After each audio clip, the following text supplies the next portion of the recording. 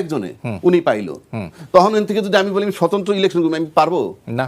আপনার 1% দিয়ে জমা দিতে হবে। তার মানে কি? তার মানে 3টা লোক আমরা আমার এলাকায় পপুলার, সুতরাং তুমি পপুলার যদি ভোট করতে যাও ওনার ভোটে আমি কাটমু, রাম শাম যদু মধু কলি মধ্যে সলি মধ্যে সব ইলেকশনে দাঁড়ায় যাবে। শুধু দাঁড়ানো সম্ভব না, মানে দাঁড়ানোই সমস্যা না। সমস্যা যেটা হলো এরকম একটি বৃহৎ পরিসরে প্রার্থীদের নিয়ে কাজ করা। আমি তো সেটাই বলতেছি আপনাদের, এই প্রার্থীদেরকে আবার বিশেষ করে প্রার্থী সুবিধা করতে হবে। তার কথাটাই তো বলতেছি যে 70 জন প্রার্থী হবে। আমি এই অ্যাবনরমাল ইন্টেলিজেন্স দেখি নাই, আমি দেখি নাই। এত পাগল মানুষ না যে ইলেকশন আইছে গয়রহ দাঁড়ায় গেল।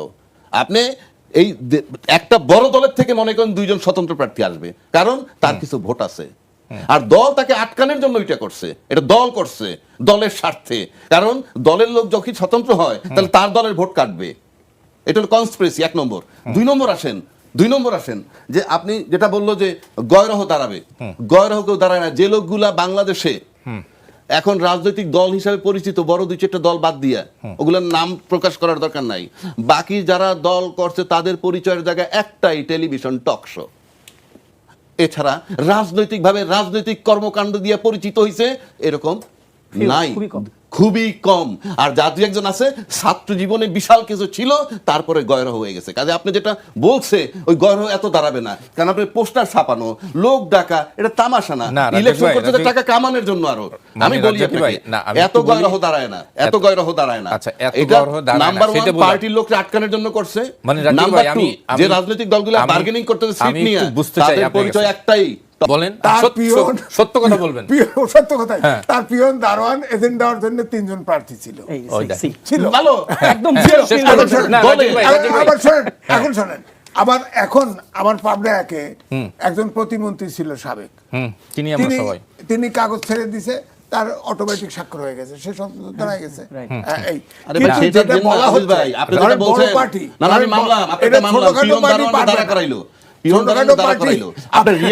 আমি নাম তো বলতে পারতেছি না, অনেক পার্টি আছে, এই 3000 করে সদস্য সংগ্রহ করা সম্ভব না।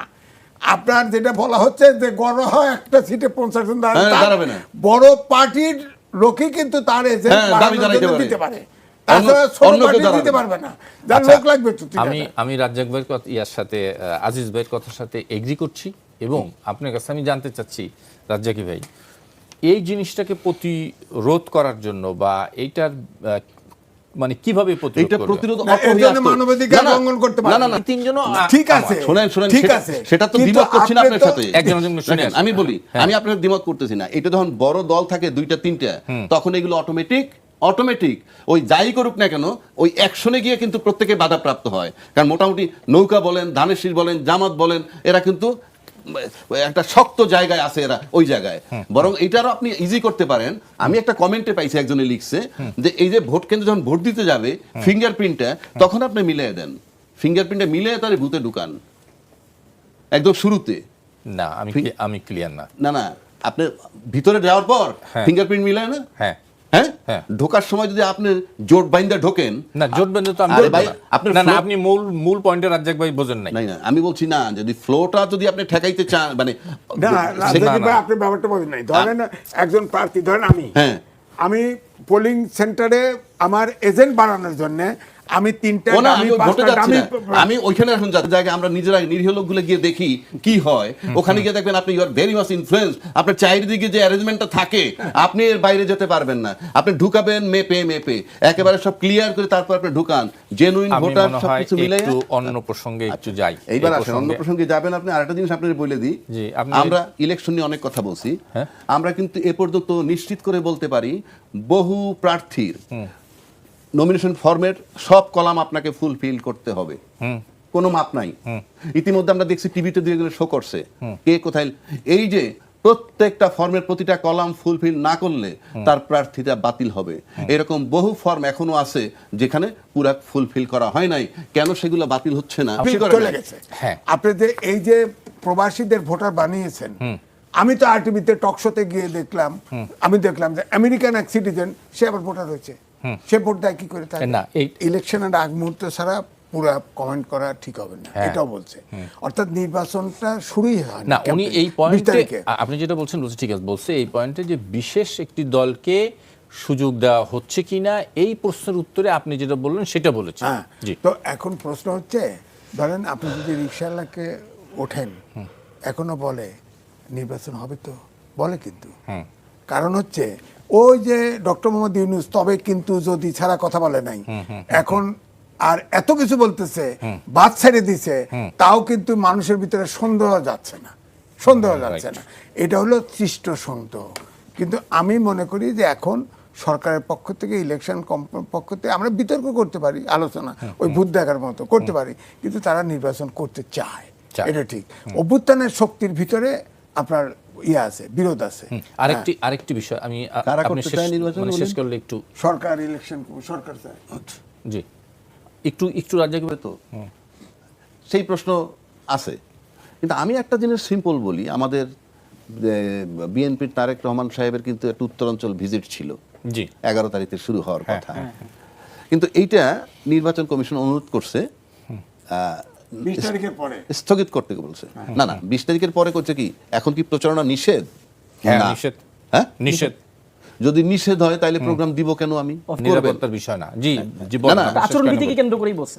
আচরণবিধি কিন্তু পাশাপাশি কিন্তু নির্বাচনে এই ইয়েরাও বলছে, মানে সামগ্রিক যে পরিবেশ আমাদের এই যে তার নিরাপত্তার বিষয়টা দেখছে। আমি এটা দিয়ে বুঝাইতে চাচ্ছি যে আমাদের যে প্রশাসনিক নিরাপদ পরিবেশ পরিস্থিতিটা এখনো যে এনশিওর্ড হয় নাই, নিরাপদ হয় নাই, নির্বাচনের প্রার্থী বলেন, তা প্রচারণার ক্ষেত্রে বলেন, বা হেভিওয়েট যারা আছে, প্রত্যেকের জন্য বোধহয় একটা ঝুঁকিপূর্ণ ভাব রয়ে গেছে। না, আমি আপনার সাথে একদম কমপ্লিট মানে ডিসএগ্রি করছি। নির্বাচন কমিশনের এই সময় তাকে প্রচারণা থেকে মানে এই সফরে যেতে অনুরোধ করেছেন, শব্দটা কোট আনকোট অনুরোধ করছেন, এটা নিয়েও বিভিন্ন দল মানে আপত্তি তুলেছে। আপনি যেটা বললেন যে একেবারে নিরাপদ আছে, যে কথাটা আপনি বললেন, না, নিরাপদ আছে বলি না, আমি তো সেই যে আমি আপনাকে সেই জিনিসটা বুঝাচ্ছি, নিরাপত্তার জন্য সফর বাতিল করার জন্য বলে নাই, নিরাপত্তার জন্য বাতিল করতে পারে, তার সাথে আলোচনা এই বিষয়গুলো আসছে, সামগ্রিক পরিস্থিতিটা আসছে, পুরো পরিস্থিতিটা আসছে, আমি সেটা বলছি। কারণ আমি আপনাকে একটু আগে সুরভির কাহিনীটা বুঝাইলাম যে কে ম্যাজিস্ট্রেট কে না, ক্লিয়ার ক্লিয়ার না, তার মানে প্রশাসনটা না প্রশাসনটা তো যাচ্ছে তাই অবস্থায় আছে। সেক্ষেত্রে আরেকটা বিষয় আমি প্রশাসনের আরেকটা জিনিস ক্লিয়ার করি, একদম পরিষ্কার, আপনি জানেন নির্বাচন কমিশনের কোনো প্রশাসন নাই, সব প্রশাসন কিন্তু নির্বাহী বিভাগের প্রশাসন। হ্যাঁ, তাই তো থাকে। নির্বাহী প্রশাসন দলীয় প্রশাসন, মানে কেমন করে দলীয়? আওয়ামী লীগের আওয়ামী লীগের আওয়ামী লীগ 17 বছর আগে গেছে, এখন কইলে হবে? 17 বছর আগে গেছে, ঠিক করতে পারেন না কেন? সরকার কথা বলতে দিবেন তো? আমি তো বলছি, আপনি তো বলতেছেন ভাই 17 বছর আগে আওয়ামী লীগ গেছে না, 1 বছর আগে গেছে, 17 মাস আগে গেছে, 17 মাস আগে গেছে। হ্যাঁ, সেটা আপনি যে প্রশাসনটা আছে, সেই প্রশাসনটা কার? আপনি যদি ইতিহাস জানেন তাহলে তোর কথা বলবেন না। পার্টি ডিমান্ড করছে লটারির মাধ্যমে প্রশাসন সাজানো, লটারির মাধ্যমে জান না আপনি, লটারি করে লটারির মাধ্যমে কোনটা? দোষটা সুনামগঞ্জেরটা কুমিল্লাটা চিটাগাং যাবে লটারির মাধ্যমে। এটা তো পার্টি দাবি করছে। রাজীব ভাই, আমি একটু শুনি কি করার ছিল সরকারের। এই তো সরকারের কি করার ছিল, সেটার জন্য যা করার সংস্কার যা কিছু আছে কিছুই তো হয় নাই। তার মানে আমরা তো ওই নির্বাচনেই যাচ্ছি, যেই নির্বাচন প্রশাসন আপনাকে যেভাবে করে দিবে, আপনি ঠিক সেই সুতরাং প্রশাসন ডিসাইড করবে কে পাওয়ারে যাবে। না, আমি আপনি দ্বিমত করতে পারেন, একটু শুনি, আপনি দ্বিমত করতে পারেন। মানে তাসিন, আপনি বলেন। আবার আরেকটু ভেঙে দেই, কে পাওয়ারে যাবে, সিঙ্গেল মেজরিটির প্রশ্ন যদি আসে তাহলে ভোটাভুটি একটা কন্টেস্টের ব্যাপার থাকতে পারে, কিন্তু 2/3 মেজরিটি যদি কাউকে দিতে হয় তাহলে প্রশাসনিক নির্বাচন লাগবে। হ্যাঁ, আপনি তো সবকিছু দিয়ে দিচ্ছেন, এখন তো খালি আমি দিয়ে দিলাম গোনা বাকি। হ্যাঁ, গোনা বাকি দিয়ে দিলাম তো। না দেখেন, আমি এখানে আমার কাছে আপনি এগ্রি করেন কিনা যে প্রশাসন নির্বাচন করে দিতেছে? না, আমি এইভাবে এখন পর্যন্ত বলার সুযোগ আসলে তৈরি হয়নি। আমাদের কাছে যেটা মনে হয় যে মানে still we need to see যে আসলে আরো কতটুকু নিরপেক্ষতা তারা বজায় রাখতে পারে। নিরপেক্ষতা নিয়ে তো আমরা একটা প্রশ্ন ইতিমধ্যে আমাদের রাজনৈতিক ময়দানে আছেই। আর ইলেকশন কমিশনের আসলে যেই বিষয়টা আসলে তারেক রহমানের ভিজিটকে কেন্দ্র করে এসছে, সেটা দেখেন, এটা উনি কিন্তু আপনার এই পুরো ভিজিটের শিডিউলটা তিনি কিন্তু প্রচার করেছেন, দিয়েছিলেন আর কি অফিসিয়ালি। আপনি দেখবেন উনি অনেকগুলো পথসভা সেখানে রেখেছিলেন, টাঙ্গাইল থেকে শুরু করে সিরাজগঞ্জ এন্ড আদার্স। তো এটা আসলে একটা নির্বাচনী প্রচারণার মতনই হয়ে যাচ্ছিল। কাজেই আমার কাছে মনে হয়েছে যে তাকে, যেহেতু এটা আচরণবিধির সাথে সাংঘর্ষিকতা আছে, তাকে ইলেকশন কমিশনের পক্ষ থেকে তাকে জানানো হয়েছে এবং তিনি সেটাকে হয়তো শ্রদ্ধা জানিয়েছেন, এটা আমার কাছে মনে হচ্ছে। আর আপনি যদি মাঠের বাস্তবতার দিকে তাকান, দেখেন আমি একটা ছোট্ট এক্সাম্পল দিই, মানে খুবই মানে স্যাটিয়ারিক আর কি। আমরা দেখছিলাম যে কোনো একটা পার্টিকুলার কনস্টিটিউয়েন্সিতে সেখানে বিএনপির প্রার্থিতা বৈধ হলো কি হলো না সেটার ডিসি ঘোষণা করছিলেন। তো ঘোষণার সাথে সাথে ওখানে লোকজন সবাই তালি বাজাচ্ছে। তো খুব সারপ্রাইজিংলি আমি দেখলাম যে ওই স্ক্রিনের মধ্যে পুলিশ কর্মকর্তারা তালি বাজাচ্ছে। দেখছি তো this is how basically we are মানে গোয়িং। এখন অবস্থা যদি এরকম হয়, পুলিশ কর্মকর্তাদের যদি নিরপেক্ষতাটা যদি এই পর্যায়ে থাকে, এটা অবশ্যই তাহলে- গত 17 বছরে নাচতেও দেখছি, আমি তো নাচে নাই, তালি দিছে। তাহলে তোর কথা অবস্থাটা চলে যদি না। এই সব জায়গাটাতে যদি থাকে- আমরা এইভাবে লাইটলি নিয়ে নেই না, তাহলে তার কথা চলে অবস্থাটা না। যদি এই পয়েন্টে থাকে তাহলে আমাদেরকে এখনই আমাদেরকে এই প্রশাসনকে প্রশ্ন করতে হবে এবং এই সরকারকে প্রশ্ন করতে হবে যে সরকার আসলে নিরপেক্ষতা বজায় রাখতে পারবে কিনা, এবং এই প্রশাসন আসলে ওই জায়গাটাতে ফাংশন করতে পারবে না। কোন একটা পার্টিকুলার কোন একটা মিটিংয়ে আমি একটা ওপিনিয়ন দিতে গিয়ে আমি বলেছিলাম যে দেখেন, এখন বাংলাদেশে জনগণের মধ্যে একটা অ্যাওয়ারনেস ডেভেলপ করেছে। আমাদের কাছে একটা প্রশ্ন হতে পারে যে আচ্ছা ঠিক আছে, এখন প্রশাসন তো আসলে ওই সময়টা আমাদের কাছে নাই, যে সময়টা রিফর্মের জন্য আমরা 17 মাস পেয়েছিলাম, ওই 17 মাসে তো আফটার অল হচ্ছে আমরা একটা হোয়াইট এলিফেন্টের মতন একটা গতি দেখেছি। মানে they were doing just nothing but some speech, হ্যাঁ, কিছু গ্লোরিয়াস, কিছু ড্রিমি, কিছু ক্যালকুলেশন অ্যান্ড ইকুয়েশন তারা দেখিয়েছে আমাদেরকে। এখন ওই পয়েন্ট থেকে দাঁড়িয়ে আসলে আমরা কি করতে পারি বা কোন জায়গাটা আসলে আমরা ইকুয়েশনটা আমরা মিলাতে পারি, সেই জায়গাটাতে একটা বড় ইকুয়েশন হচ্ছে, আপনি দেখেছেন যে রিসেন্টলি 5টা পাবলিক বিশ্ববিদ্যালয়ে যে নির্বাচনগুলো হয়েছে, 5টা পাবলিক বিশ্ববিদ্যালয়ের নির্বাচনগুলোতে কিন্তু সাধারণ ছাত্রছাত্রীরা সেই ভোট কেন্দ্রগুলোকে পাহারা দিয়েছে এবং তারা একেবারে লাস্ট কাউন্ট পর্যন্ত স্ট্যান্ড বাই ছিল।